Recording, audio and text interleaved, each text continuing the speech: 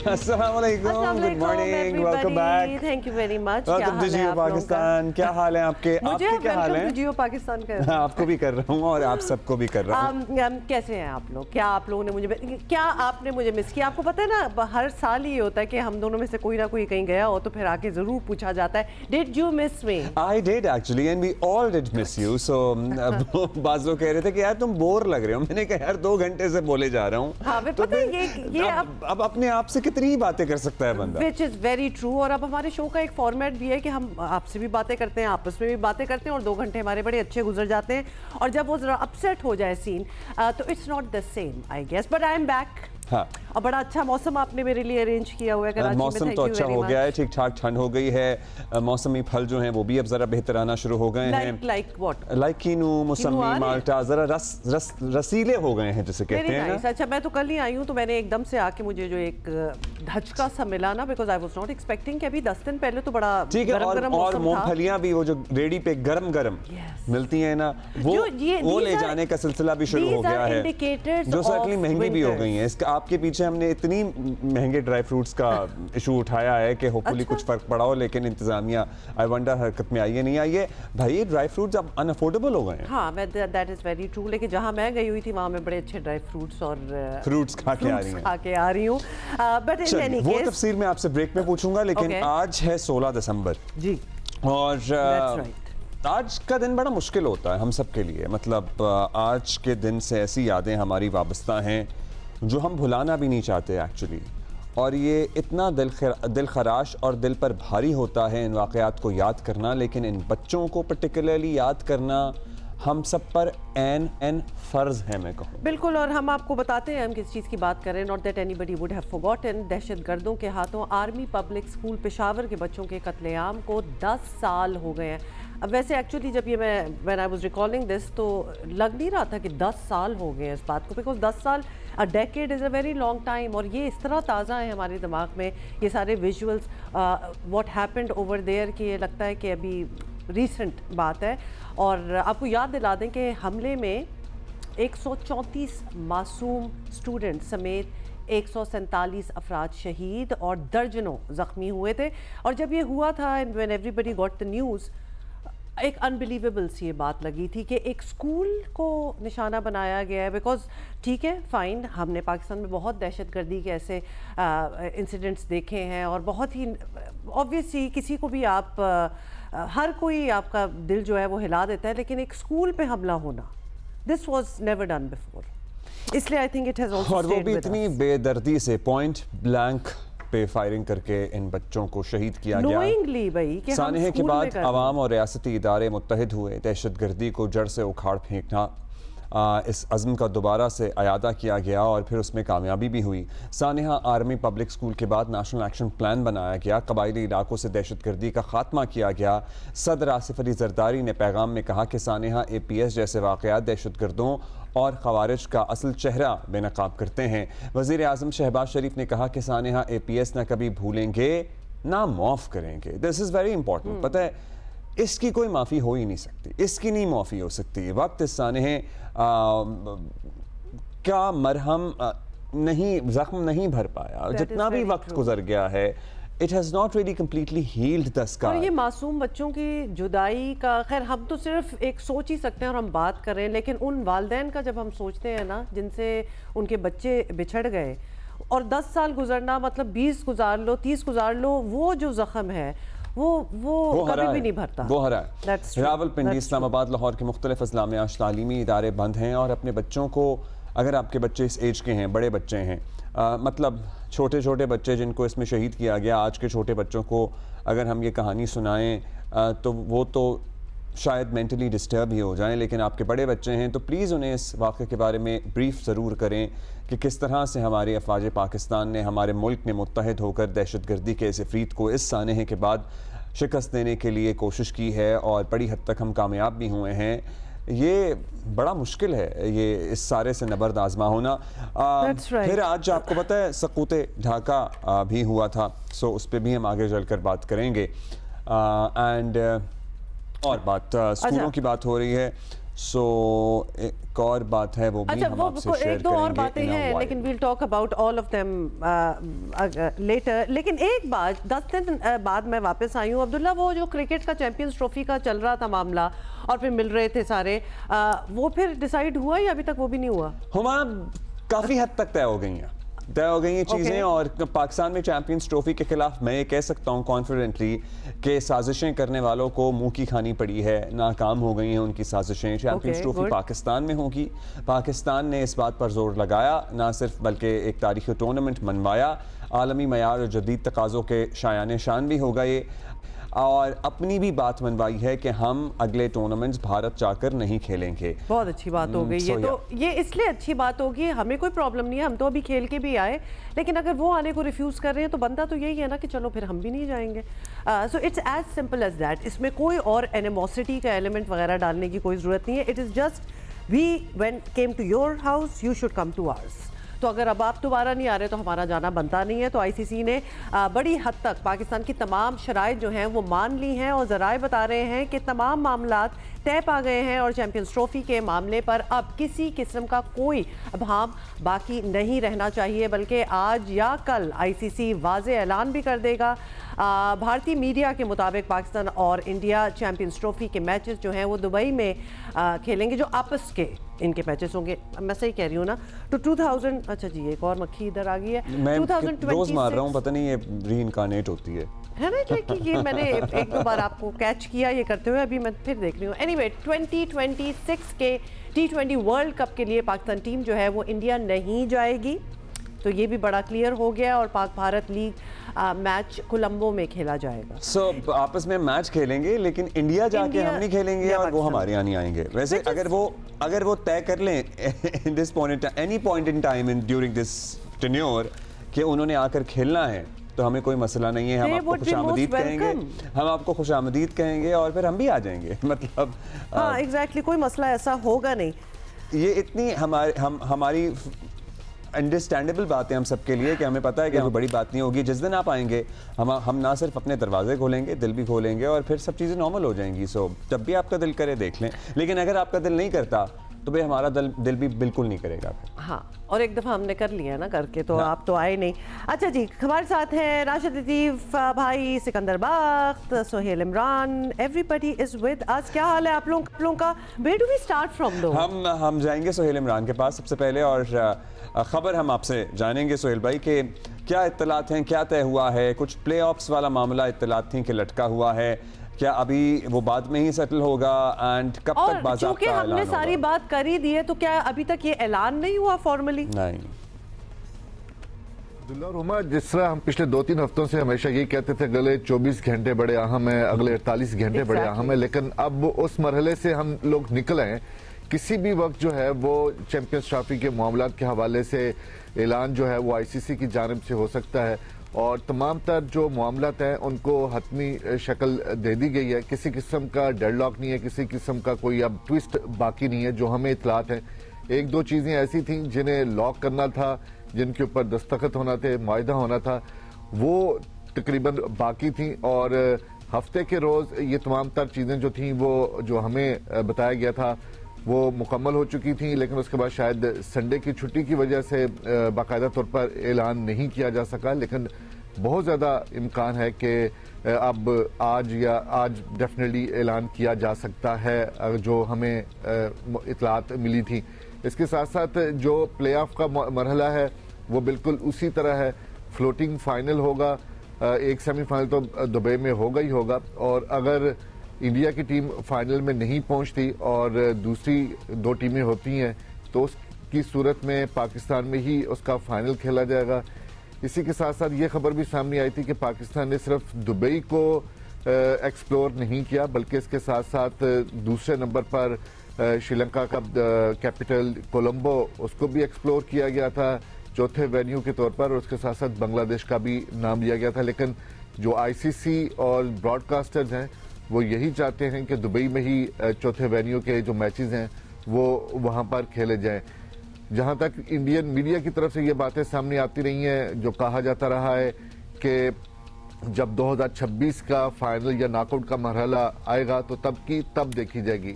ऐसा बिल्कुल नहीं है। पाकिस्तान ने इंडिया नहीं जाना, ना सिर्फ लीग मैच के लिए जो कि फैसला हो चुका है कि वो कोलंबो में खेला जाएगा, उसके साथ साथ जिस तरह कोट किया जा रहा है कि जी नॉकआउट मरहले के मैचेस के लिए पाकिस्तान को आना ही पड़ेगा, ऐसा कतई नहीं है। और पाकिस्तान ने उसके ऊपर जोर दिया और पाकिस्तान अगर नॉकआउट मरहले सेमीफाइनल या फाइनल के लिए क्वालिफाई करता है तो वो इंडिया जाकर 2026 में भी नहीं खेलेगा। तो ये तमाम तर मामलात हैं जिनके ऊपर फैसला ये मानना बड़ा मुश्किल होगा वैसे भारतीय बोर्ड के लिए भी, और जाहिर है कि आईसीसी भी नहीं, मतलब ये मानना है। वैसे ये मानना मुश्किल नहीं होगा। अब उन्होंने कोई चांस छोड़ा ही नहीं है ना आपके लिए। आपको पता है मतलब आप आ नहीं रहे और हमसे एक्सपेक्टेशन रखना कि हमें जाना होगा, लॉजिक की तो इस सारी इक्वेशन या डिस्कशन में तो कोई गुंजाइश थी ही नहीं ना। हाँ। और ये कह देना इंडियन मीडिया की तरफ से कि जो 2026 वाला वो तभी देखा जाएगा, नहीं, ये सारे फैसले अब हो जाएंगे, क्योंकि देखने वाली बात जो थी वो हमने इंडिया जाके लास्ट ईयर कर दी थी कि अभी हम आ रहे हैं, आगे फिर देख लेंगे। वो आए मीडिया शोशे छोड़ता है या जाहिर है बोर्ड के कहने पर ही छोड़ता है। सो राशिद भाई भी हमारे साथ मौजूद हैं। राशिद भाई, आपको क्या लग रहा है, पाकिस्तान ने अपना केस पुटअप भी किया, फाइट भी किया? जी, सोहेल भाई ने जो बात की उसमें बहुत सलाकत है, तकरीबन सारी ही है, लेकिन कोई नई चीज आई नहीं उसके बाद से, जब से इंडियन मीडिया ही ने इसको बताया था कि ये चीज होने जा रही है। ना बीसीसीआई से कुछ आया, ना आईसीसी से, ना पीसीबी से। अब हम रिलाय वही उन्हीं खबरों पे कर रहे हैं। कुछ इन्फॉर्मेशन मिल जाती है पीसीबी से, लेकिन बहुत ज्यादा नहीं बताई जाती। तो हमें वेट करना पड़ेगा आईसीसी की प्रेस रिलीज का या प्रेस कॉन्फ्रेंस का कि क्या चीजें होने जा रही हैं। और मोस्टली वही चीजें जो कि सोहेल भाई ने अभी इंडिकेट की हैं कि जो पहले से चल रही हैं कि पाकिस्तान भारत नहीं जाएगा, फाइनल बाहर होंगे, कुछ मैच पाकिस्तान में होंगे, 10 मैचेस 5 मैच दुबई या कोलंबो में होंगे। इसके अलावा कोई नई खबर अभी तक आई नहीं है। आई तो नहीं है, लेकिन इनिशियली आपको पता है ये भी हुआ था और इंडियन मीडिया का ये शोशा था कि ठीक है जी, इनिशियल मैचेस तो आप बाहर खेल लेंगे, लेकिन अगर आप नॉकआउट्स में पहुंचते हैं या सेमीफाइनल और फाइनल में पहुंचते हैं तो उसके लिए तो आपको आना ही पड़ेगा। आप सोहेल इमरान हमें बता रहे हैं कि ये भी इसी वक्त तय हुआ है कि अगर नॉकआउट या सेमीफाइनल फाइनल में पहुँचता है पाकिस्तान तो वो भी नहीं खेले जाएंगे, पाकिस्तान नहीं जाएगा। नहीं, अगर इंडिया होगा तो पाकिस्तान में नहीं खेले जाए, इंडिया पाकिस्तान नहीं आएगा। नहीं हुमा, इन एनी केस हम किसी और से भी खेल रहे होंगे तो हम भारत में अगर मैच है तो हम भारत नहीं जाएंगे। So it is not about India Pakistan का match, it is just about the venue. अच्छा, 2 अलग टूर्नामेंट्स की बात हो रही है। फॉर चैंपियंस ट्रॉफी, सिकंदर आपको भी इन्वॉल्व करने इस कॉन्वर्सेशन में। चैंपियंस ट्रॉफी के लिए तो ऐसा कोई रूल नहीं होगा ना, अगर Pakistan is in the final और इंडिया नहीं है, लेट्स सपोज कोई और मुल्क है, फिर तो पाकिस्तान। हाँ, लेकिन जो दूसरा वेन्यू कह रहे हैं आप अभी सोहेल इमरान ने बताया दुबई या कोलंबो या बांग्लादेश।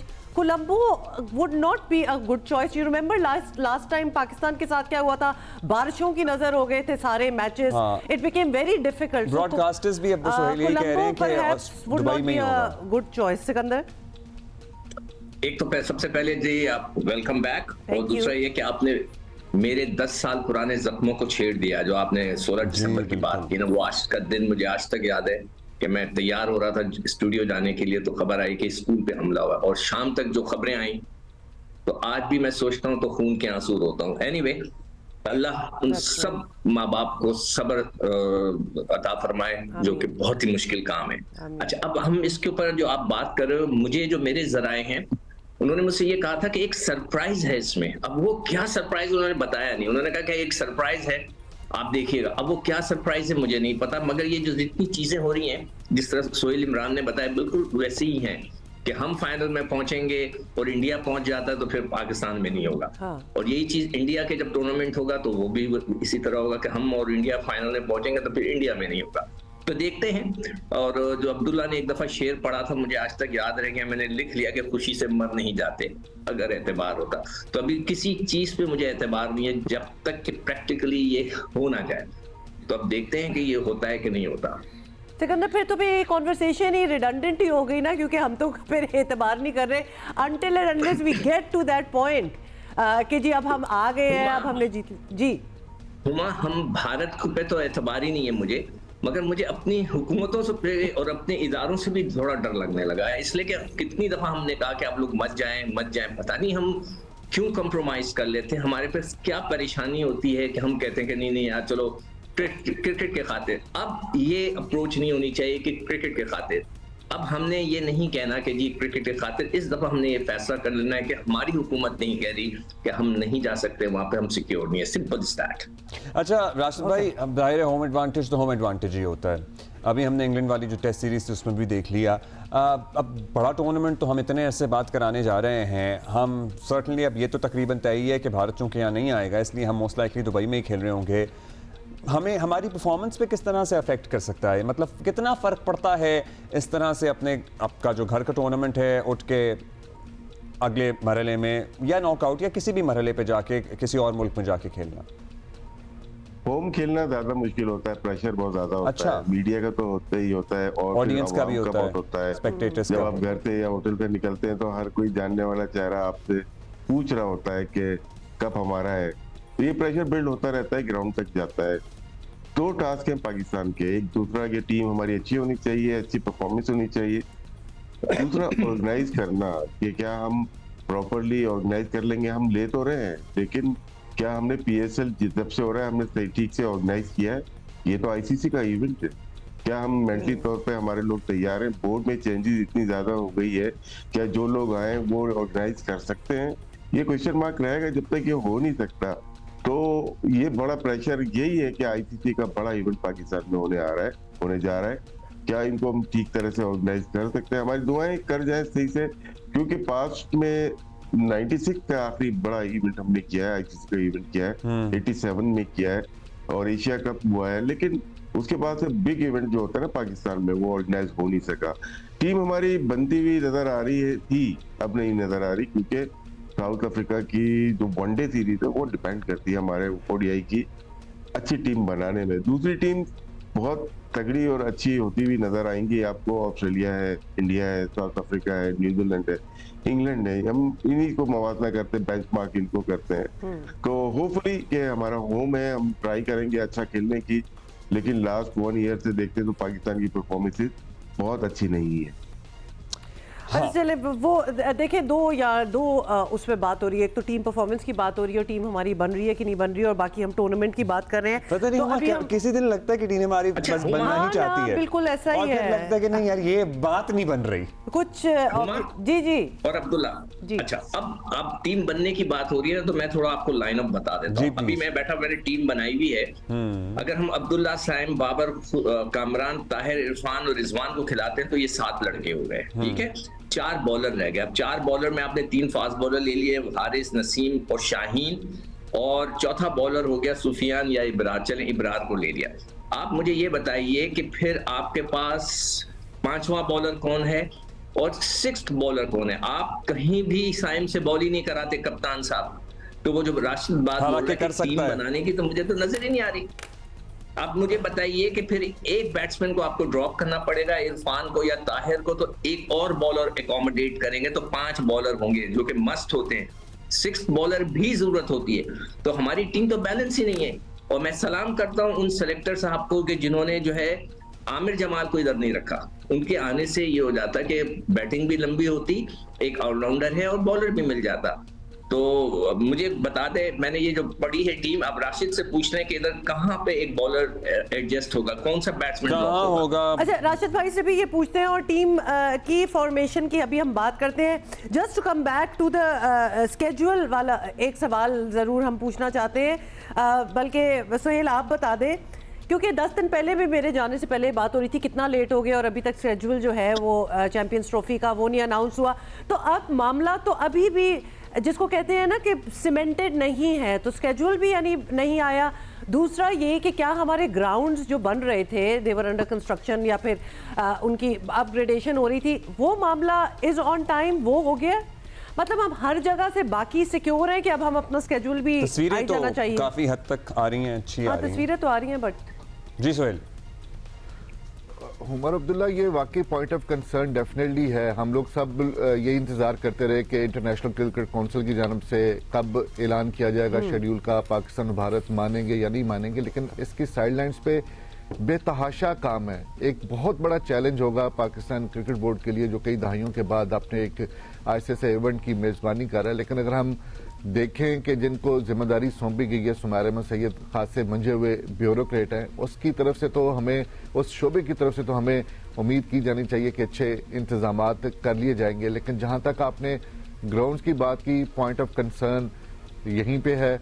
और रावलपिंडी में जो कि पिंडी स्टेडियम है, वहां पर इतना बहुत ज्यादा काम नहीं था। इसी तरह कराची में बहुत ज्यादा काम नहीं है, लेकिन सबसे ज्यादा काम जो है वो पीसीबी हेडक्वार्टर कदाफी स्टेडियम में है। नए सिरे से तमाम तर स्टेडियम को बनाया जा रहा है। अभी भी अगर हम कहें कि 31 दिसंबर तक अगर आप ग्रे स्ट्रक्चर या बिल्डिंग के हवाले से काम जो है वो मुकम्मल कर लिया जाएगा, 14-15 रोज रह गए, वो तो हम कह सकते हैं बड़े मोहतात अंदाजे के मुताबिक। लेकिन अगर हम ये कहें कि फिनिशिंग हो जाएगी, उसके लिए वक्त दरकार होगा।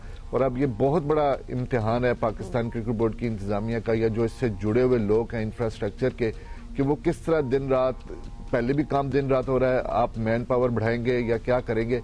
मुझे जो लगता है कि ये थोड़ा सा अभी इसके ऊपर ताखीर हो सकती है। जी बिल्कुल, इधर भी हमें भी यही कंसर्न है।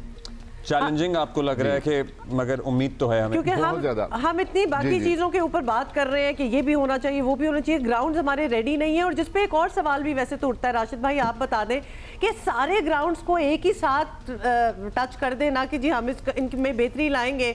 Was it even a wise idea कि सारों को ही उखाड़ दिया? जी, इसमें चले उनके पास जो टाइमलाइन होगी, उन्होंने सोचा होगा कि यहाँ तक हो जाएगा। हो सकता है 70-80% कंप्लीट हो जाए, उसमें मैचेस हो जाए। मुझे कंसर्न सरीना चौक पे जो ब्रिज बन रहा है उसके ऊपर ज्यादा लग रहा है, क्योंकि यहाँ सरीना के साथ ही आपकी एग्जिट है जो कंट्रोल करती है आपको पिंडी स्टेडियम तक करती है। क्या वो बन जाएगा वहां तक? वहां नहीं बनेगा तो मुझे मुश्किल लगता है कि यहाँ पे मैचेस कराए जाए रावलपिंडी में। ये जल्दी कंप्लीट, ये स्टेडियम से अलग है, बिल्कुल सरीना के बराबर में सरीना के ब्रिज बन रहे हैं, 3-4 एग्जिट बनेंगे वहां पे, जो कि डायरेक्ट एंट्री और एग्जिट होगी सरीना की। वो अगर हो जाता है कंप्लीट तो पिंडी वेन्यू आइडियल वेन्यू हो सकता है। बाकी 80% 90% तो काम हमारे कंप्लीशन के बाद भी 10% रह जाता है हमेशा। सोहेल भाई की बात ठीक है, फिनिशिंग में टाइम लगता है, अंदर की साइड है वो, लेकिन मेजबानी करनी है, हमें करना है तो उस पर हम कर सकते हैं, बर्दाश्त कर सकते हैं। लेकिन मेन कंसर्न मेरे ख्याल से सरीना चौक वाले ब्रिज का है। चलिए होपफुली वो भी टाइम पे मुकम्मल हो जाएगा। वैसे पाकिस्तान में ऐसे ऐसे रिकॉर्ड हैं कि लिटरली 1 महीने में ब्रिज या अंडरपास या ओवरहेड खड़ा हो गया है। मतलब कितने ही हैं ऐसे गिनवाए जा सकते हैं। जब वो कंप्लीशन सर्टिफिकेट दे भी दिया गया हो तो तब भी कंप्लीट ना हो। जी अब्दुल्ला, देखिए मैंने आज से कोई 3 हफ्ते पहले, ये मेरी ओपिनियन है, मैं समझता हूँ कि ये बहुत बड़ी गलती की हमने कि स्टेडियम्स तोड़े। ऐसे मौके पर नहीं तोड़ने चाहिए थे कि जब कि इतना इश्यूज हैं, वहां से प्रेशर भारत का आ रहा है कि हम आएंगे नहीं आएंगे, टीमों का प्रेशर, पूरी दुनिया की टीमें आएंगी। अगर हमने थोड़ी सी भी चीजें छोड़ दी या मिस कर दी तो शर्मिंदगी पाकिस्तान को होगी। Anyway, लेकिन इंशाल्लाह ऐसा नहीं होगा। पूरी उम्मीद है सिकंदर के ऐसा नहीं होगा। दिल से दुआ है कि कंप्लीट हो जाए, मेरी दिल से ये दुआ है। स्टेडियम हमारे मुकम्मल भी होंगे और इंशाल्लाह यहाँ शानदार मैचेस भी होंगे। सो इसी उम्मीद के साथ, इसी उम्मीद के साथ, लेकिन हम ये टुक प्रेशर डालते रहेंगे कि प्लीज जल्दी करें, तेज करें। ये हमारा शौक है, हम इस तरह करते होते हैं और इसी तरह काम हो भी जाते होते हैं। थैंक यू राशिद भाई, thank you Sikandar and thank you Sohail भाई। सो हम कल मैच पे कल ही बात करेंगे, ठीक है? हाँ, मतलब एक दिन पहले क्या बात कर लेना, और साथ ही हम कर लेते होते हैं लेकिन बस अभी कल करेंगे, अभी टाइम नहीं था, टाइम नहीं है, ब्रेक ले रहे हैं।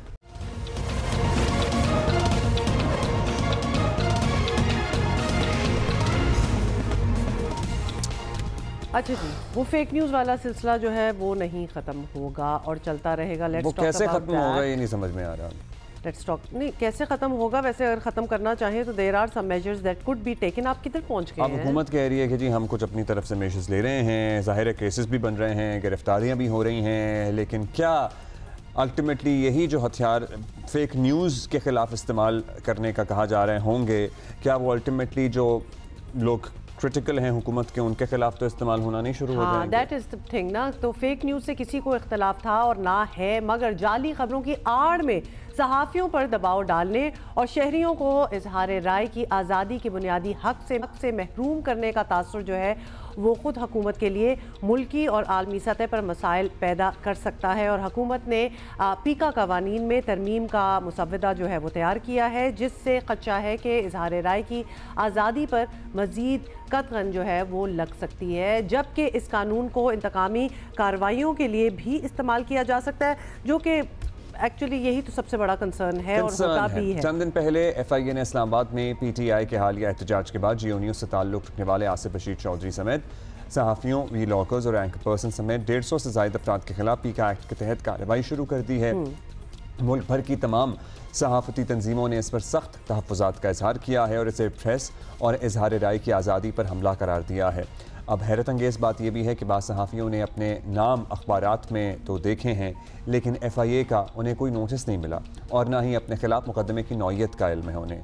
हुकूमत के मुताबिक नए कानून साजी और नए कवानीन बनाने का मकसद सोशल मीडिया के मवाद को रेगुलेट करना, साइबर क्राइम कवानीन में मौजूद खामियों को दूर करना और ख़ास तौर पर ऐसे अनासर के खिलाफ कार्रवाई करना है जो रियासती इदारों को बदनाम कर रहे हैं। IT की वज़ीर शज़ा फातिमा का कहना है कि हुकूमत साइबर क्राइम कवानीन की खिलाफ वर्जी करने वालों के खिलाफ तेज़ रफ्तार ट्रायल के लिए खुसूसी ट्राइब्यूनल बनाने पर भी गौर कर रही है, जो जल्द से जल्द सज़ा सुनाएगा। इस पूरे मामले में हुकूमत खुद भी कन्फ्यूज ही लगती है। इसी कन्फ्यूजन का नतीजा है हुकूमत ने पहले साइबर क्राइम से मुताल्लिक नई बॉडी बनाई, मगर अब दोबारा FIA को इख्तियारात दे दिए हैं। लेट्स सी होता क्या है। एक कंसर्न देखिए, द सेम टाइम जितना concern fake news, miss information का है और बहुत सारी ऐसी खबरें जो हमें पता है झूठी हैं और हमारे सामने लाखों की तादाद में रीट्वीट भी हो रही होती हैं, रीशेयर भी हो रही होती हैं, ये एक बहुत बड़ा कंसर्न है। इसी बात से आप समझ लेना, जिन सारों के नाम आए हैं बीच में, अखबारों में नाम जो है वो छप रहे हैं, किसी को नोटिस FIA से नहीं आया हुआ, तो ये क्या हो रहा है, ये समझने की बड़ी ज़रूरत है। उसामा खिलजी हमारे साथ हैं, डिजिटल राइट्स एक्सपर्ट हैं। उसामा, हुकूमत को हम कहते हैं कि जी वो बड़े कंफ्यूज हैं और रोज़ कोई ना कोई नई बात हो रही होती है, और सच बताएं हमें एक्सप्लेन करना भी, हम भी बड़े कंफ्यूज हो जाते हैं कि हम इस वक्त where do we stand, because हर रोज़ एक नई तजवीज़ भी आ रही होती है, एक तरमीम भी आ रही होती है, और डेफेमेशन, लोगों की वैसे बदनामियाँ भी चल रही हैं, लोग अरेस्ट भी हो रहे हैं, उठाए भी जा रहे हैं।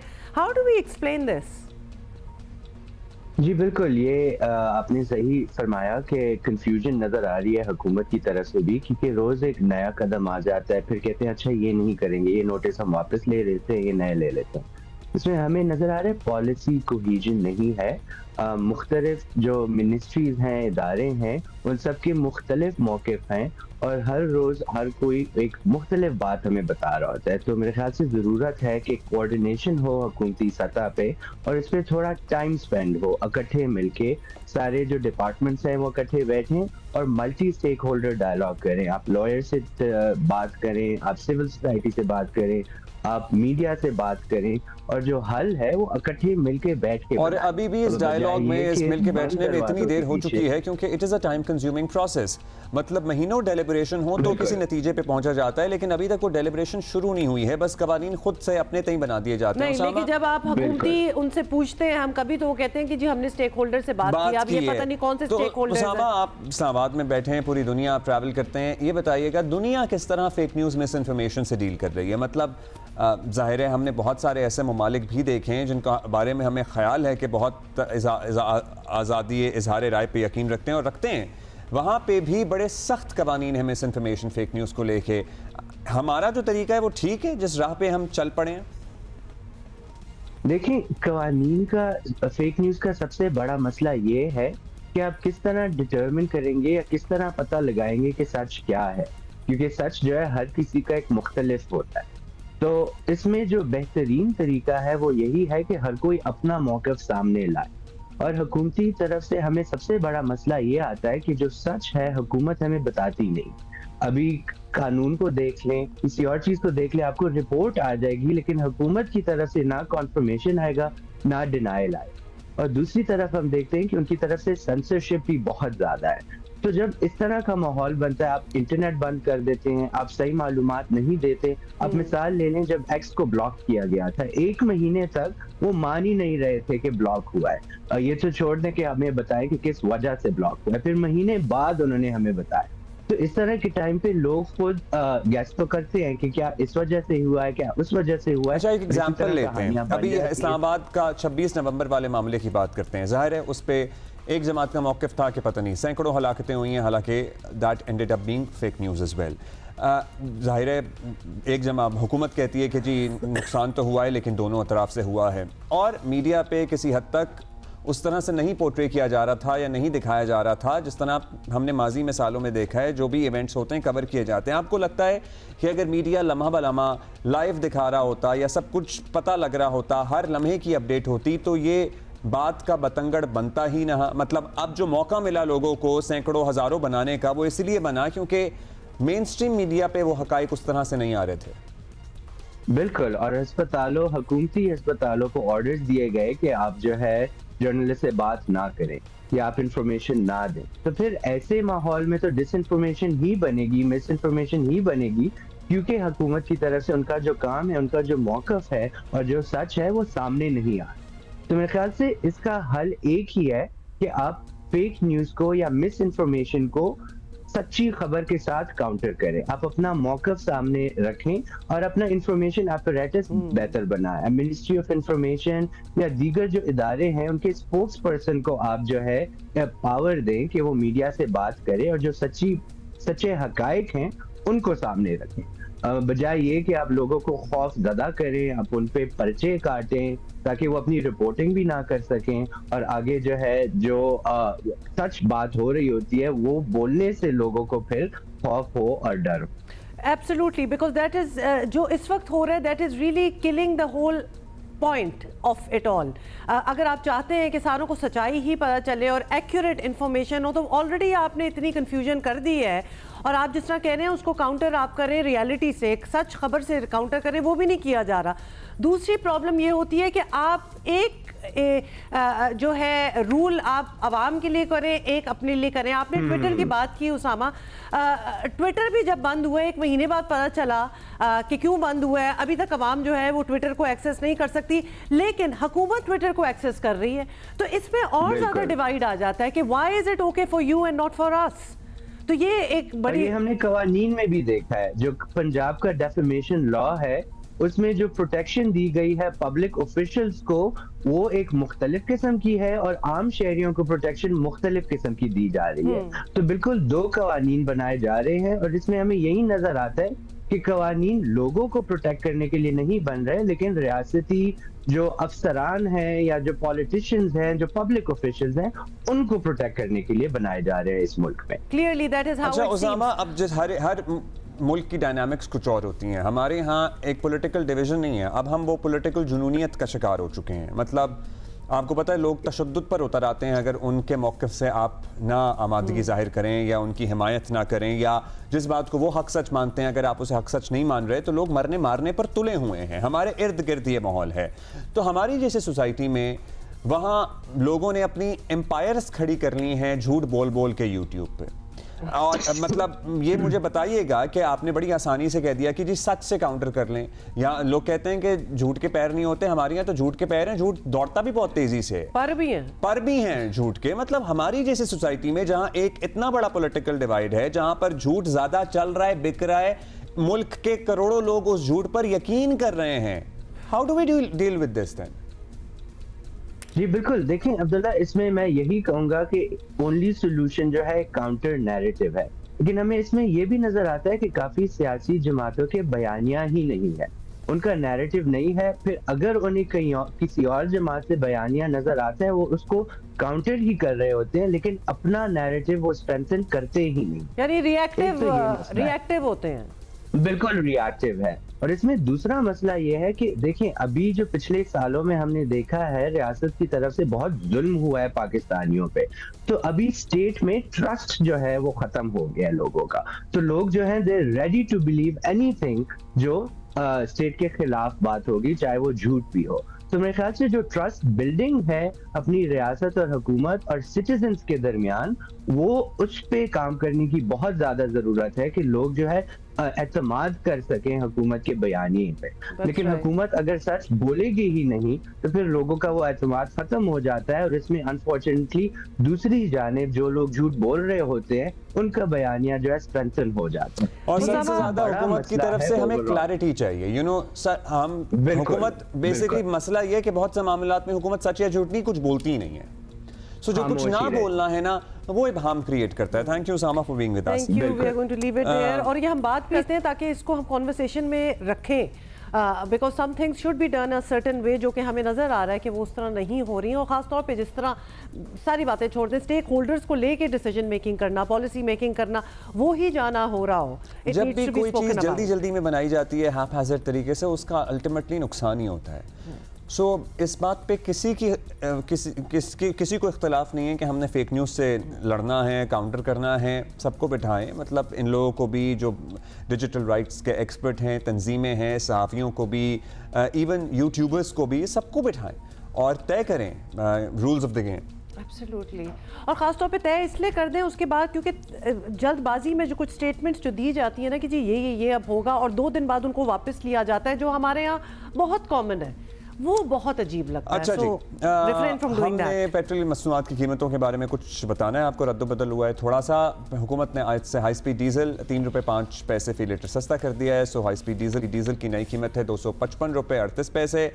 अब ये तो सस्ता हुआ है, लेकिन अब ये रिलीफ गुड्स ट्रांसपोर्ट के किरायों की कमी की सूरत में और फिर अल्टीमेटली चीज़ों की कीमतों की कमी की सूरत में आवाम तक मुंतकिल होगा या नहीं, ये इंतज़ामी मामला है। हुकूमत तो अपना काम कर देती है, लेकिन इसमें इंतज़ामिया कितना फ़ाल किरदार अदा करती है, ये हमेशा से एक बहुत बड़ा सवाल है। कि कीमतें कम होती हैं चीज़ों की, नेचुरली गुड्स ट्रांसपोर्ट के किराए कम होने चाहिए। सवाल ही ये है ना कि हम कितनी खुशियां मना लें कि जी चलें डीजल की कीमत 3 रुपए कम होगी। बाय द वे पेट्रोल जो है वो बिल्कुल बरकरार है, उसकी कीमत, उसकी आप एक्सपेक्टेशन ना रखिएगा। लेकिन बात ये है कि एंड रिजल्ट उसका क्या है, किसी को फायदा उसका हो रहा है कि नहीं हो रहा। एंड में देखें, हर कोई तो डीजल नहीं इस्तेमाल कर रहा, लेकिन ऑब्वियसली ट्रांसपोर्टेशन इन्हीं चीज़ों से ही होती है। फिर वो जो सारी चीज़ें बिक्री होती हैं उन पे वो पैसा जो होता है वो इजाफी लगा होता है। जब चीज़ कम होती है प्राइसेस, तो कम भी करें क्या ना? फिर उन चीज़ों की प्राइसेस भी कम करें ना। अभी आप ड्राई फ्रूट्स की बात कर रहे थे and how expensive it has become. Do these things के डीजल की कीमत कम होना, do they effect for instance something like dry fruit जो हमें पता है कि मुल्क के कोनों कोनों से आ रहा होता है? Not really. ये मसला है हमारा। तो ऊपर नीचे प्राइसेस तो होती रहती हैं, फाइन, लेकिन why should the public suffer and keep suffering? जो सफ़र कर रहे हैं और जो करने वाले हैं वो भी पब्लिक ही हैं। मतलब हमारे अपने अंदर भी कोई ऐसी हिस्स नहीं है कि चीज़ें कम हुई हैं तो हम अपना मामला ख़ुद दुरुस्त करें। अगर हमें एक चीज़ सस्ती मिल रही है तो हम सस्ती बेचें, नहीं, हम भी उसी पब्लिक का हिस्सा हैं। ब्रेक के बाद में ओके।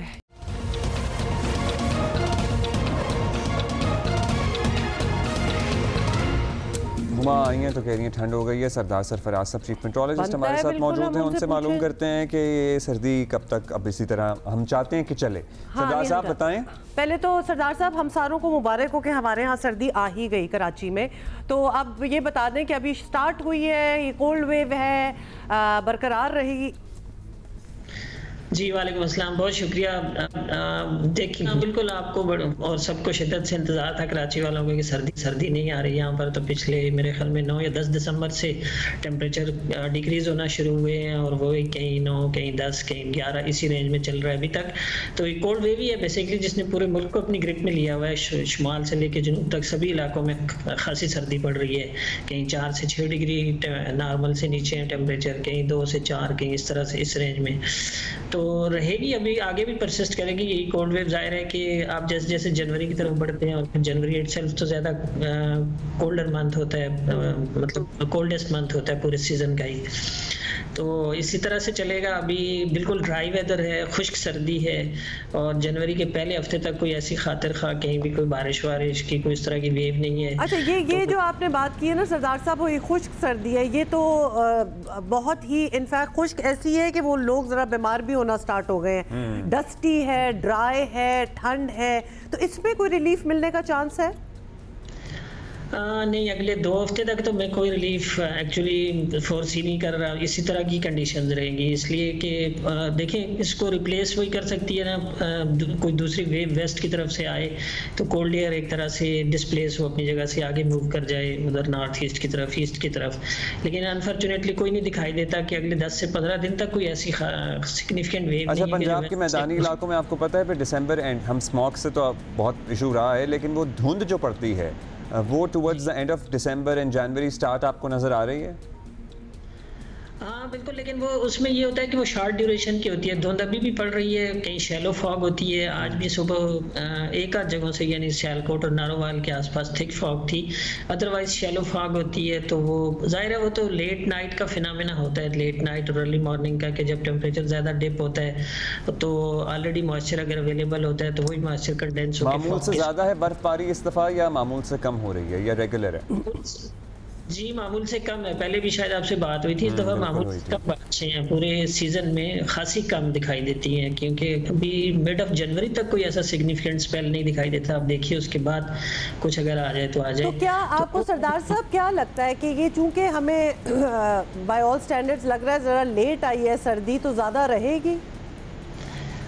देखिए इसमें ज़ाहिर है जनवरी के एंड तक तो चलती है ना मैदानी इलाकों में, और फिर ऊपर तो फरवरी के एंड तक तकरीबन मार्च के पहले हफ्ते तक यानी जो हमारे शुमाली इलाका जाता है। तो ऐसे ही दिखाई दे रहा है कि जो अपना ड्यूरेशन है होता है इसका, कहीं पर फरवरी के एंड तक और कहीं पर मार्च के फर्स्ट तक। Thank you, that is all the time we have सरदार साहब। अभी हम एक ब्रेक लेंगे। Good morning.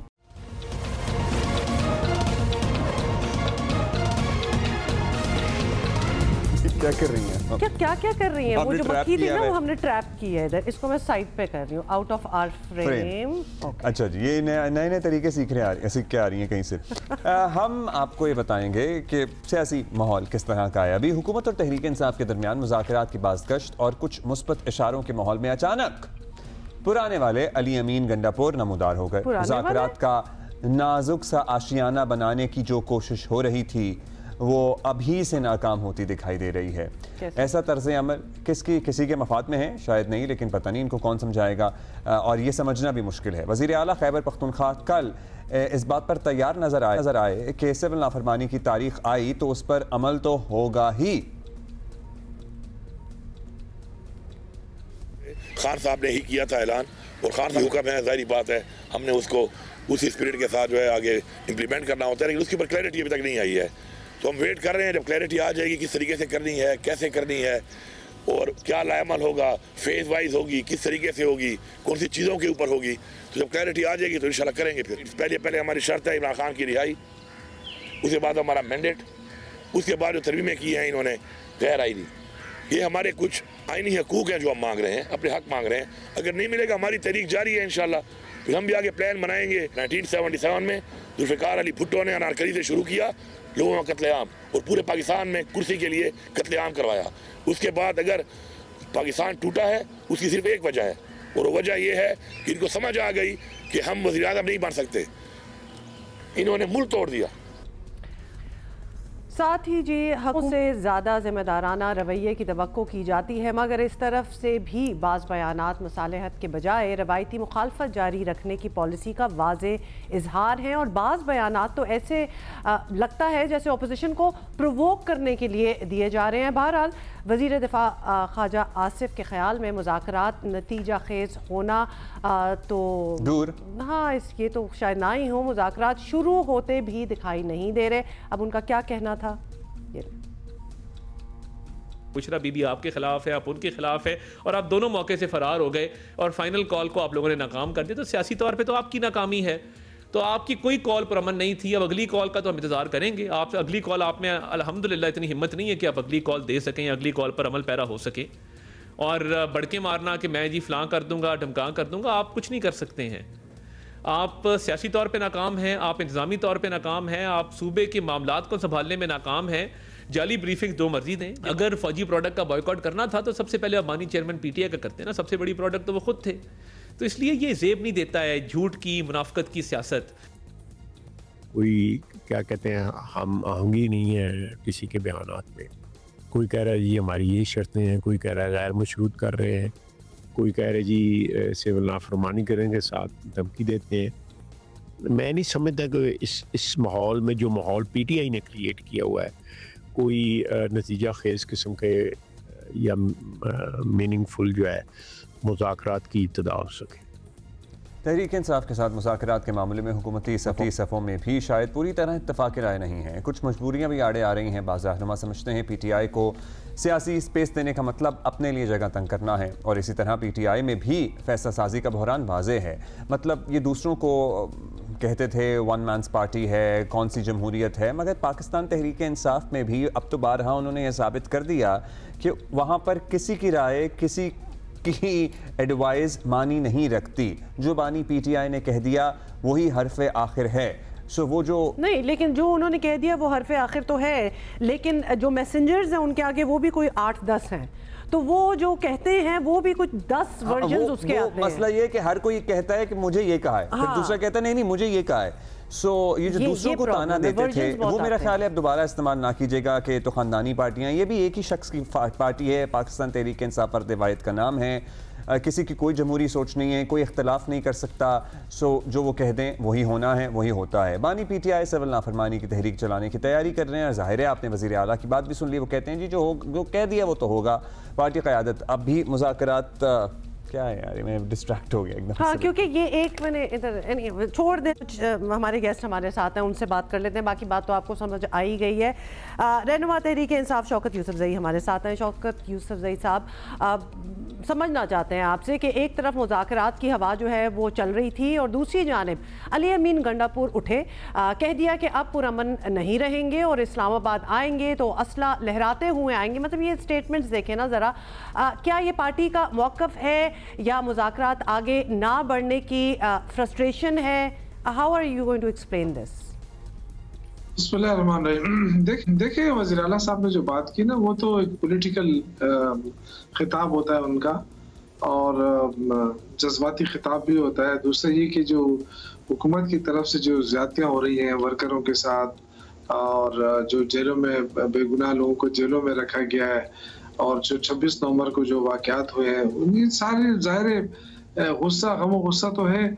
और ज़्यादातर जो वफाकी हुकूमत है वो जो धमकी देती है तो वो इसी बुनियाद पे देती है कि जी हम पुलिस पे चढ़ाए, पुलिस के जरिए, ज़ाहिर चढ़ाई तो पुलिस के जरिए कराते हैं और रेंजर्स के जरिए। तो हम चाहते हैं कि हम रियासत के साथ ना लड़ें। पाकिस्तान तहरीक इंसाफ की पॉलिसी बड़ी वाज़े, हम पुरअमन लोग हैं, सियासी लोग हैं, पुरअमन एहतिजाज करते हैं, जदोजहद करते हैं, लेकिन जो टीवी पे लोग आते हैं ना, जो धमकियां देते हैं, ये उनको जवाब है। वैसे ऐसी कोई बात नहीं है, हम न पहले कभी असला के साथ गए, न आइंदा जाने का कोई इरादा है। सियासी लोग हैं, सियासी बात कर रहे हैं, और बदकिस्मती देखें कि जो सियासी डायलॉग हमने शुरू किए तो अब वफाकी हुकूमत पीछे हट रही है। तो इससे अंदाजा हो गया कि वो खुद बेख्तियार है, उनके पास कोई इख्तियार नहीं है। तो मैं नहीं समझता कि बेख्तियार हुकूमत जो है इस मुल्क पर मुसल्लत रह के कोई कारनामा सर अंजाम दे सकती है।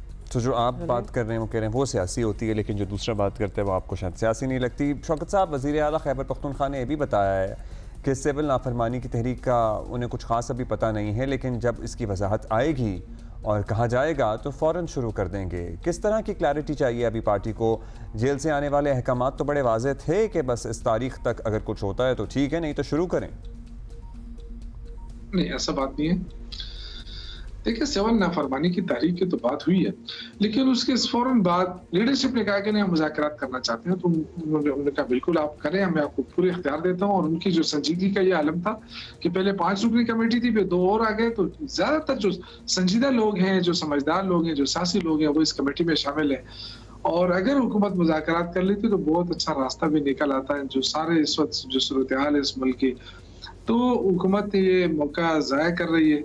और जो अब देखना ये है कि अगर हुकूमत मुज़ाकरात नहीं करती तो जाहिर है फिर यही कमेटी जाके वापस इमरान खान को कहेगी कि जी जो भी आप तहरीक चलाना चाहते हैं हम आपके साथ हैं। तो इसलिए जो कंफ्यूजन नहीं है, लेकिन सिर्फ ये कि जाहिर है उन्होंने मुज़ाकरात के लिए कमेटी बनाई है और लीडरशिप ने उनसे टाइम लिया है। तो अगर मुज़ाकरात कामयाब नहीं होते तो फिर ये वापस जाएंगे। फिर जैसे ही खान साहब ऐलान करेंगे उसका सारा खदुखाल भी सामने आ जाएगा और डेट भी सामने आ जाएगी। तो ये जो हुकूमत कह रही है कि जी खौफज़दा है, डरते हैं, न कोई खौफ है, न कोई डर है, न कोई इख्तिलाफात है हमारे अंदर, ये बिल्कुल गलतफहमी ना रहे हुकूमत।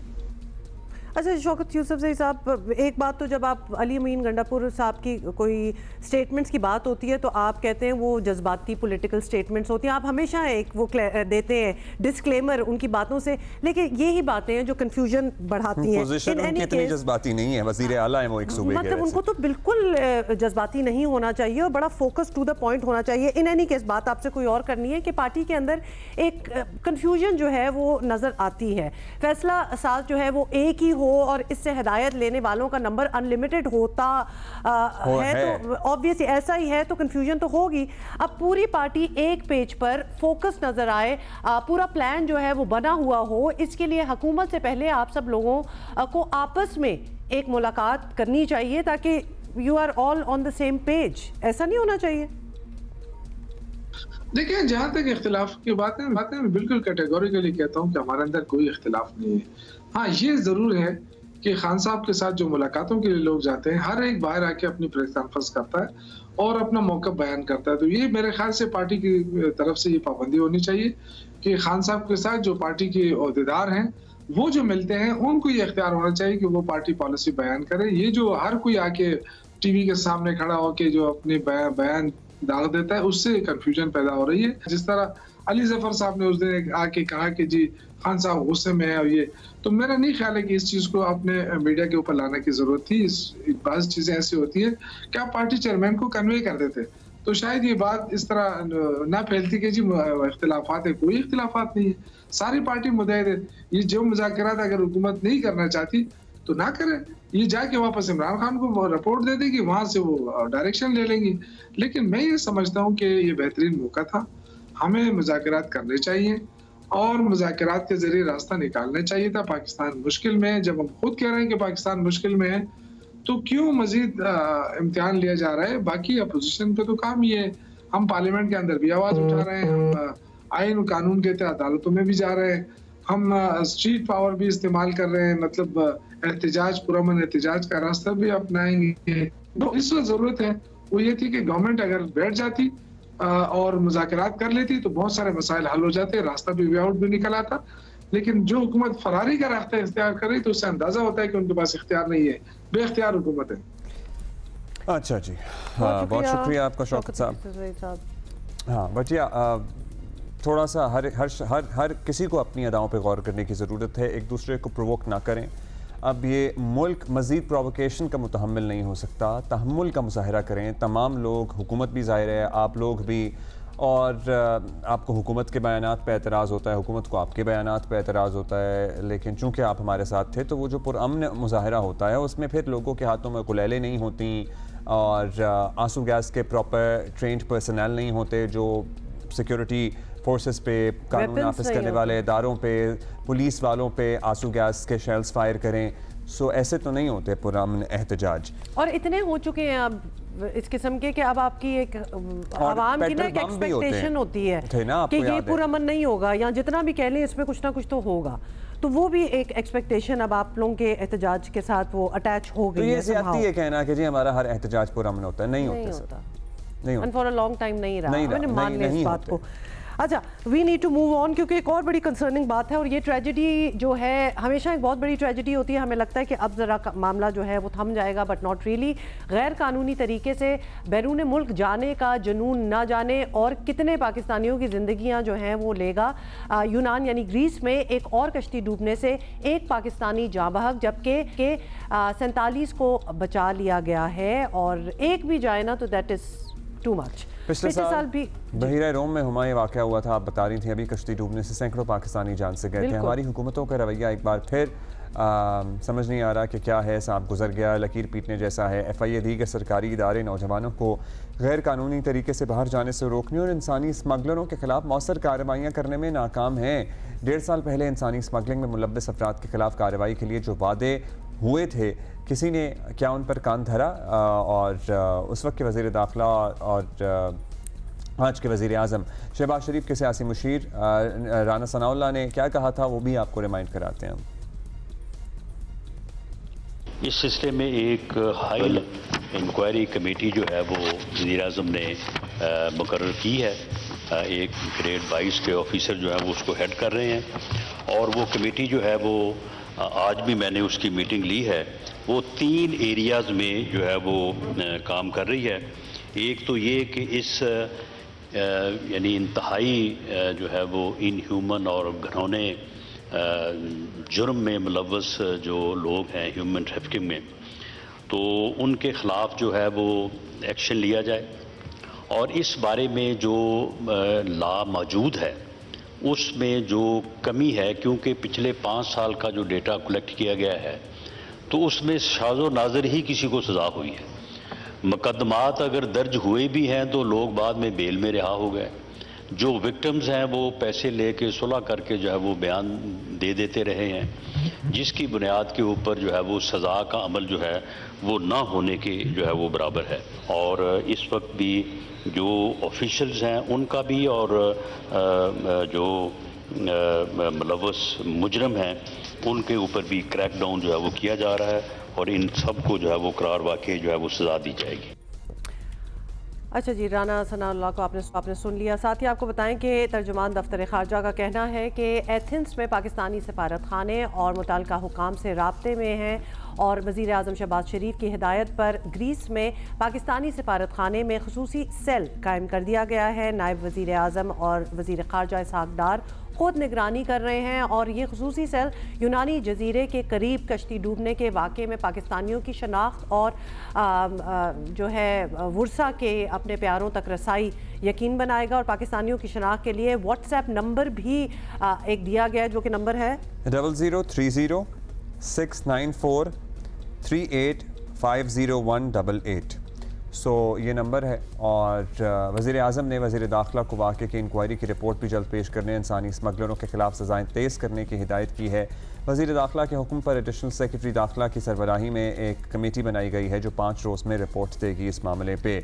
अच्छा, उसके बाद ये सारी जो बात हो रही है ना, ये जब सारा मामला पिछले साल हुआ था जून में, तो तब ह्यूमन स्मगलिंग गैंग्स को पकड़ा गया था और कहाँ से पकड़ा गया था, पाकिस्तान में भी और पाकिस्तान से बाहर भी पाकिस्तानी सहूलतकार जो मदद कर रहे थे। ये सारी खबरें हमें आ रही थी, we even spoke about it. लेकिन अब हम जानना चाहते हैं कि इस पे एक्चुअली कितना सीरियसली काम हुआ। बिल्कुल, हम मुख्तलिफ शहरों का भी रुख करेंगे कि वहाँ क्या सूरत हाल है, जो गैंग बस्ट किए गए थे वो दोबारा मुतहर्रिक हो गए, क्या हुआ।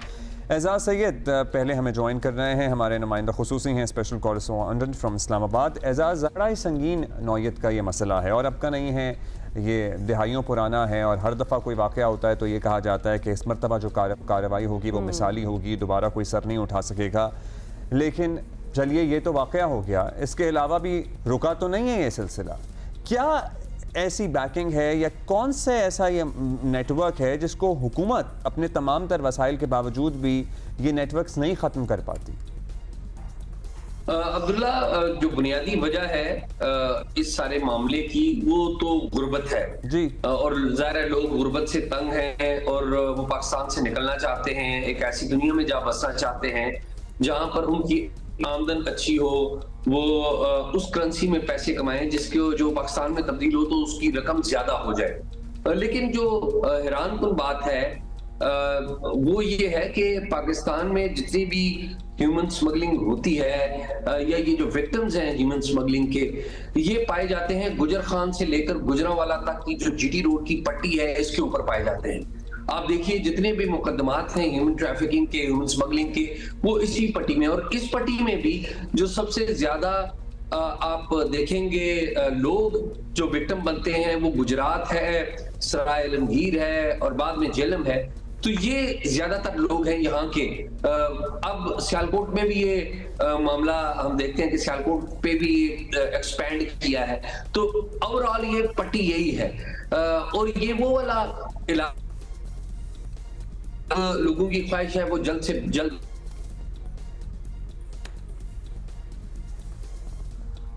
अच्छा जी, एजाज से हमारा राब्ता जो है वो हम ट्राई कर रहे हैं कि दोबारा हो जाए। लेकिन बात जो एजाज समझा रहे हैं ना, पूरी एक पट्टी की उन्होंने जिक्र किया है कि ये गुजर खान से गुजरांवाला तक जो है ये बहुत ज़्यादा एक्टिव हैं ये गैंग्स वगैरह। जी एजाज बीच में बात अच्छा एजाज सॉरी बीच में बात कट गई थी, लेकिन आपकी सारी बातों से यही लग रहा था कि ये भी एक बिजनेस है डिमांड और सप्लाई का, जब डिमांड इतनी है लोगों के निकलने की, तो जितना भी पकड़ा जाए इन स्मगलर्स को, वो मुतहर्रिक हो ही जाते हैं, बिकॉज लोग चाहते हैं कि उनको बाहर भेजा जाए। जी बिल्कुल ऐसा ही है। और अच्छा, एजाज का बार बार जो ये सिग्नल ज़ाहिर है डिस्टॉर्ट हो रहा है, इससे मुझे याद आया, और एजाज विल हैव यू, हम आपको टेलीफोन मिलाते हैं डायरेक्ट लाइन पे। बट कल रात में वाईफाई बकवास, पिछले हफ्ते हमने सेगमेंट भी किया इस पे, वाईफाई नहीं चल रहा था, there was nothing working on wifi even. So समझ नहीं आता, हर रोज कोई ना कोई नया, जैसे कहते हैं ना, कोई नया शोशा होता है जो ऐसा लगता है कि जिंदगी में हमारे आ रहा है। मतलब या इंसान अपने मसाइल से नबर्द आजमाओ डील करे कि अब ये भी सोचे कि अब नहीं राब्ता नहीं हो पा रहा किसी से। मैं थोड़ी सी एक फ्रैक्शन ऑफ आज़ादी यही फील हो जाती है कि मैं 10 दिनों के लिए मुल्क से बाहर थी और मैं ट्विटर रोज़ चेक करती थी, बिकॉज ट्विटर चल रहा था। तो ये जो हमारे यहाँ नहीं है, और कहीं बाहर आपको something as simple as getting access to X, ये भी बड़ी चीज़ होती है। तो वो मुझे दोबारा से याद आ गया कि हमारे यहाँ प्रॉब्लम्स हैं इस किस्म की। एनीवे, एजाज से हम बात करेंगे, लेकिन ये ह्यूमन स्मगलिंग वाला नेटवर्क ख़त्म करने की पूरी कोशिश की गई थी लास्ट ईयर, तो वो हुई थी कि नहीं हुई थी, अब ये हम ज़रा पता करना चाहते हैं। So let's go to Jhelum जाएंगे सबसे पहले, और डॉक्टर सुहेल है हमारे साथ में, इंतज़ार करता है एजाज का, लेकिन एजाज से बाद में बात करेंगे। डॉक्टर सुहेल जेहलम से हमें पहले रिपोर्ट कर रहे हैं। जी बिल्कुल ऐसा ही है। 2023 के कश्ती हादसे के बाद एक दोबारा उसी तरह का सानिया पेश आया है, जिसमें सैकड़ों नौजवान जो हैं वो अपनी जानें गंवा चुके हैं। पाकिस्तान में रोज़गार ना होने की वजह से इंसानी स्मगलर सुनहरे ख्वाब दिखाते हैं और उनको बैरून मुल्क ले जाने के लिए इन कश्तियों और छोटे जहाज़ों पे लेके जाते हैं, जो समुंदर पार करवाते हैं, और ये लोग अपनी जानें भी गंवा देते हैं और लाखों रुपए की प्रॉपर्टियां और जायदादें बेचकर हमारे मासूम नौजवान, हमारे यंगस्टर जो हैं वो मुल्क से बाहर जाने की कोशिश करते हैं। हुकूमत के दावे जो हैं वो बुलंदोबंद दावे जो है वो कहीं दिखाई नहीं दे रहे। जब कोई ऐसा हादसा या सानिया पेश आता है तो चंद दिन के लिए देखा जाता है कि कार्रवाइयाँ हुकूमत की तरफ से दिखाई देती हैं, लेकिन उसके बाद फिर वही दोबारा ये चीज़ें नज़र आ रही हैं। बात तो वही होगी ना, थोड़ी देर के लिए एक लल आता है और उसके बाद दोबारा चीज़ें मुतहर्रिक हो जाती हैं। एजाज हमारे साथ हैं, एजाज जेहलम से डॉक्टर सुहेल थे हमारे साथी, और वो हमें बता रहे थे कि कार्रवाइयाँ हुई थी, जब कार्रवाइयाँ होती हैं तो फिर रुक जाते हैं, फिर जब एक सुकूत आता है तो दोबारा शुरू हो जाते हैं लोग। बिल्कुल ऐसा ही है, सुहेल बिल्कुल दुरुस्त बता रहे थे। असल में मामला ये है कि ये जो ह्यूमन स्मगलर्स हैं, इनका हमें काम छोड़ देना चाहिए कि हम अच्छा, आपको आवाज नहीं आ रही? जी एजाज कंटिन्यू। सॉरी जी, बीच में हुमा आ गई। मैं अर्ज ये कर रहा था कि जो सुहेल ने कहा, डॉक्टर सुहेल ने जेहलम से कहा, वो बिल्कुल दुरुस्त कहा, लेकिन एक बात हम भूल जाते हैं, और वो बात ये है कि जब भी इन इलाकों में बैरून मुमालिक मुकीम जो हमारे एक्सपैट्स हैं वो आकर इन्वेस्टमेंट करने की बजाय बड़े बड़े घर बनाते हैं, तो उन इलाकों में मौजूद जो गरीब लोग हैं या उनके जो बच्चे हैं, वो इन घरों को देखकर एक एहसास कमतरी का शिकार होते हैं, और वो उनकी ख्वाहिश होती है कि वो भी उसी तरह का बड़ा घर बनाएं। अब होना तो ये चाहिए कि इन इलाकों में स्कूल बनाए जाएं, इन्वेस्टमेंट की जाए, रोजगार के ज्यादा से ज्यादा मौके दिए जाएं, लोगों को अच्छा जो लाइफस्टाइल है वो दिया जाए, लेकिन ये नहीं होता। और ऑटोमेटिकली ये जो बच्चे हैं किसी आपने बड़ा इंपॉर्टेंट पॉइंट उठाया है कि काउंसलिंग की ज़रूरत है, अवेयरनेस कैंपेन्स की ज़रूरत है, रोज़गार के मौके पैदा करने की ज़रूरत है, और इसमें सबका ज़ाहिर है हुकूमत की तो जिम्मेदारी है, लेकिन लोगों को भी अपना दिमाग खोलना है। And you are so right, all those who living abroad, और ये स्पेशल आप पट्टी ले लें या इवन कश्मीर के पहाड़ देख लें, आपको ऐसा लगता है कि यहाँ कोई वाइट हाउस, लिटरली मुतादिद आपको वाइट हाउस कश्मीर के पहाड़ों में नजर आ जाएंगे। और बाय द वे, मतलब उससे फिशिंग फार्म खोला जा सकता था, बागात डाले जा सकते थे, अगर ये आप चाहते हैं ना कि कोई फैमिली मेंबर्स बाहर चले जाएं और फिर हमारी लाइफस्टाइल बेहतर हो जाएगी, जो बाहर चले जाते हैं उनके लिए कितनी मुश्किलात होती हैं। It's not easy. बाहर वो किस तरह, मतलब वो कहते हैं ना grass is always greener on the other side, तो वहाँ बेचारे रुल जाते हैं, और चूंकि वो $2-4 जो कमा लेंगे यूरो या पाउंड, वो यहाँ भेज देंगे, यहाँ ज़रा ज़्यादा पैसे लगेंगे, वो बेचारे भूखे मर रहे होंगे उधर। It's not easy. वहाँ पे ज़िंदगी लिटरली इतनी मुश्किल होती है, सारा पैसा जोड़ के यहाँ पे एक ट्रिपल स्टोरी घर बनाना मकसूद होता है, जिसमें साल में एक दफ़ा आके 4 दिन रहना होता है। थोड़ा सा बड़ा ही अनफेयर ये सारा सिस्टम है। प्लीज़ ये प्रेशराइज ना करें, अपने फैमिली मेम्बर्स को डिस्करेज करें। अभी हम ब्रेक लेते हैं।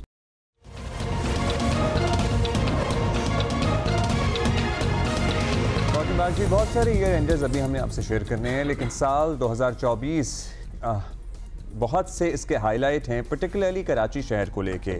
लेकिन जो चीज़ें कराची शहर की रौनकें बढ़ाती रहीं, वो तमाम चीज़ें एक ही मरकज़ से आ रही थीं, और वो मरकज़ था arts council of Pakistan Karachi. Absolutely. और ये कहना भी गलत नहीं होगा कि 2024 में हमने ऑलमोस्ट कराची में एक कल्चर रेवोल्यूशन देखा, बिकॉज जितने festivals you can think of, जिसमें वर्ल्ड कल्चर फेस्टिवल, जिसमें अदब festival, Urdu literature festival, you name it, मैं तो बहुत से शायद भूल भी रही हूँ, जिसमें बच्चों के लिए अलग एक्टिविटीज, सारा कुछ, तो ये सब कुछ 2024 में हमने देखा होते हुए। और इसमें जियो भी आपको पता है पार्टनर रहा, जियो ने भी arts council of Pakistan Karachi का भरपूर साथ दिया, और इसके सदर अहमद शाह साहब हमारे साथ मौजूद हैं। शाह साहब, उर्दू कॉन्फ्रेंस के बाद, आलमी उर्दू के बाद, जिसने अगले पिछले तमाम रिकॉर्ड तोड़ दिए, मतलब कौन नहीं था उसमें, हाँ, कौन नहीं था, उसके बाद हमारी मुलाकात हो रही है। अमीर शाह नहीं थी, मैंने दे दिया था ना, मैं छुट्टी पे थी। हाँ, बाकी सब तो थे। और उससे पहले हम आलमी उर्दू कॉन्फ्रेंस को तो सेलिब्रेट करते हैं, लेकिन जो आपने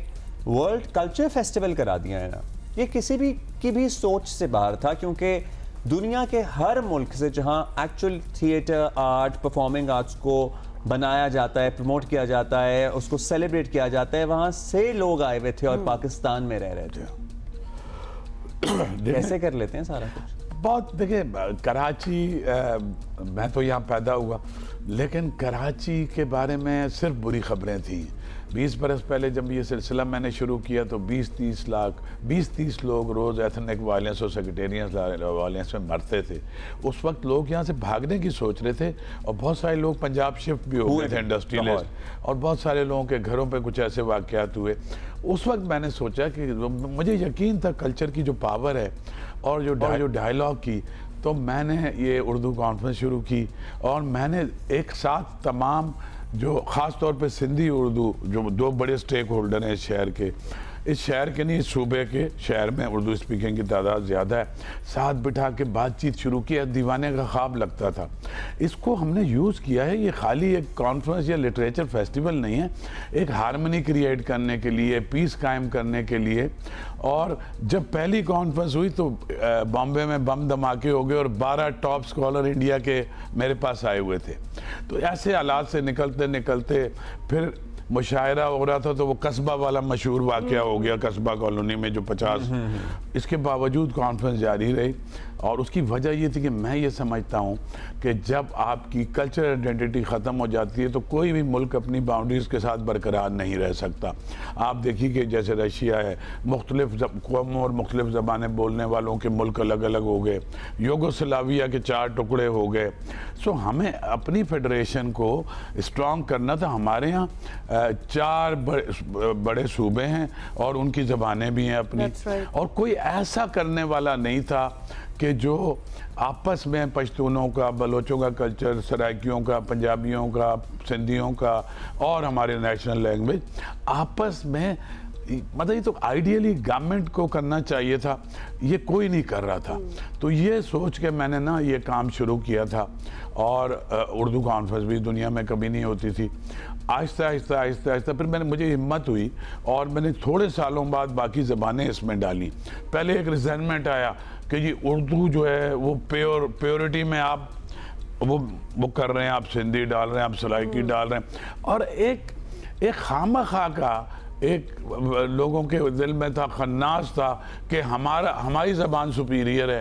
अरे कोई ज़बान सुपीरियर नहीं होती है ना, नहीं, जो आदमी का जो सकाफत है वो उसको वो सबसे अच्छी लगती है। एब्सोल्युटली। तो वो फिर अल्हम्दुलिल्लाह ये इसमें मैं कामयाब हुआ कि एक, आपको पता है, चीफ मिनिस्टर खड़े होके 100 बार कह चुके हैं कि इस शहर में अमन लाने में आर्ट्स काउंसिल का बड़ा रोल, और वो मैं अकेला नहीं था, जितने बड़े लोग थे, मुश्ताक यूसुफी, ज़िया मोइनुद्दीन, फातिमा सुरिया बजिया, नूरुद्दीन शाह, अमर जलील, सोबो ज्ञान चंदानी, एक इंटेलेक्चुअली फिर पूरे पाकिस्तान के अदीबों की कॉन्फ्रेंसेस कराई।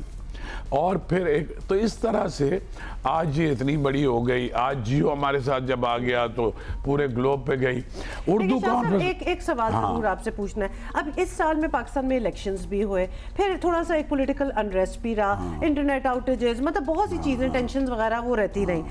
उसमें आप कंसिस्टेंटली ये कल्चरल रेवोल्यूशन जिसकी हम बात करें, आप रहे उस पर लगे रहे, मतलब कि जिसमें वर्ल्ड कल्चर फेस्टिवल जो कि हमारे ही इस प्लेटफॉर्म पे रोज दुनिया का सबसे बड़ा फेस्टिवल था, रशिया, स्पेन, जर्मनी, अमेरिका,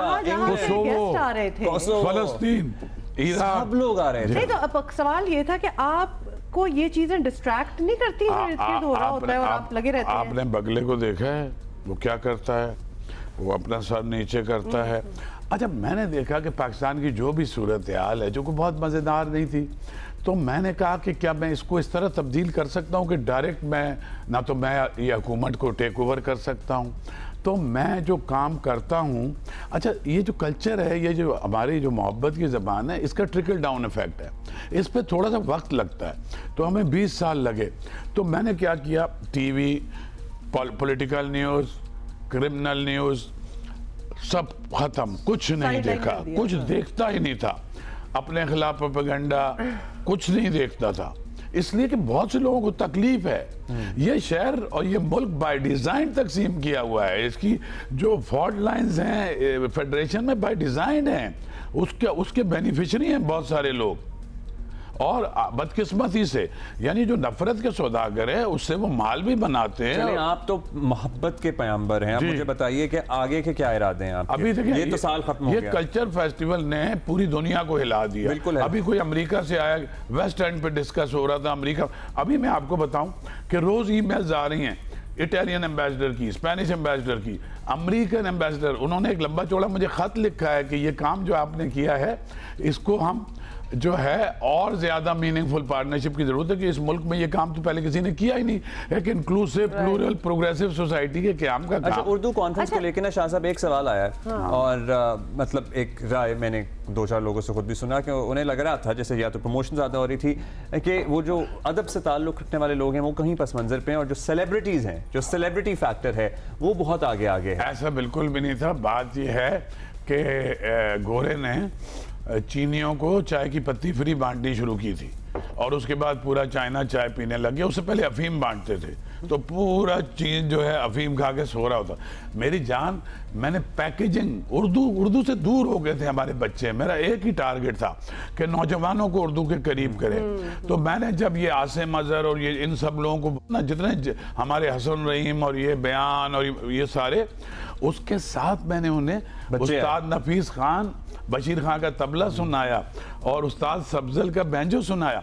तो जब वो आते थे अपने फेवरेट उसको सुनने के लिए, उस बीच में इसी तरह से इसमें मैंने जितने आए, वसीम बदामी, ताबिश, हमायूं सईद, वो मैंने गैदर करने का उनको काम किया और एक बात उन्हें और समझाई और ताबिश को भी सब बताया, वसीम को भी, मायरा खान को भी, कि भाई ये उर्दू ही तो बोल रहे हैं जो आप फिल्मों में बोल रहे हैं। तो उर्दू का स्कोप जो लोग समझते थे कि खाली एक शायरी तक महदूद है, उसकी अंडरस्टैंडिंग। आपने देखा कि उर्दू कॉन्फ्रेंस की क्लोजिंग पे 50,000 लोग थे, ठीक है, वर्ल्ड कल्चर फेस्टिवल की उस पे। ये तो अच्छा आपका, वैसे ये आपका एक अच्छा तरीका था यंगस्टर्स को लाने का। लेकिन जो उर्दू समझते हैं लोग और उर्दू को पसंद करते हैं, उनका अभी भी ये कहना है कि वो जो अदीब हैं, नहीं, जो सही हैं, मेरी एक बात बताएं, ये जो हमारे ये लोग थे ना, ये भी अब्बास, ताबिश और ये हमारे यहाँ ज्यादा उर्दू स्पीकिंग जो जबान बोलते हैं उससे बेहतर उर्दू बोलते हैं। हाँ, उर्दू तो खैर अच्छी है। अच्छा, the fact that you are here Shah साहब, और खास तौर पे 4 दिन में इलेक्शंस नहीं है। हाँ, 22 तारीख को इलेक्शन। मतलब आप तो आप अगले सालों के प्लान ऐसे बता रहे हैं हमें या बना रहे हैं जैसे Exactly, ये भी पूछ ही लें। आपने तय किया हुआ है सारा कुछ। देखिए, मैंने तो जब मैं पहली कॉन्फ्रेंस करा था और 33 वोटों से जीत के आया था और पहले साल कॉन्फ्रेंस की, तो अगले साल की मैंने डेट अनाउंस कर दी थी उसकी। तो मेरा मसला ये, मुझे तो कॉन्फिडेंस है अपने मेंबरों पे, शहर पे, इस मुल्क पे, कि चंद लोग हैं जो इसको ख़राब करना चाहते हैं। ये जो 50-50 हज़ार आके सिर्फ मेरे नाम पे खड़े होते हैं, सिर्फ एक ही नारा लगाते हैं, अहमद शाह। तो मैं कोई पॉलिटिकल पार्टी थोड़ी लॉन्च कर रहा हूँ। मेरी पॉलिटिकल पार्टी है मोहब्बत की पार्टी, ये नौजवानों के फ्यूचर की पार्टी। मुझे इलेक्शन की कोई टेंशन नहीं है। इलेक्शन में वोटों से तो मुझे कोई नहीं हरा सकता, मैंने तो आपको पता है कि कितनी ताकूती कुव्वतों के खिलाफ इलेक्शन लड़े, और हमने इतने बड़े आर्टिस्ट थे, उमर शरीफ साहब, उनको आधे वोट भी नहीं मिले थे। लोगों को एक बात समझ आ गई कि अगर ये सकाफती इनकलाब को जारी रखना है तो अहमद शाह के साथ चलना है, तो वो मुझे उसकी टेंशन नहीं है। चलिए, अब असल सवाल ये है कि साल खत्म हो रहा है। कराची प्रेस क्लब की तरफ से ताहयात मेंबरशिप भी मिली है। जी, मेरे लिए तो इतना बड़ा एजाज है कि इतने बड़े लोगों को मिली है।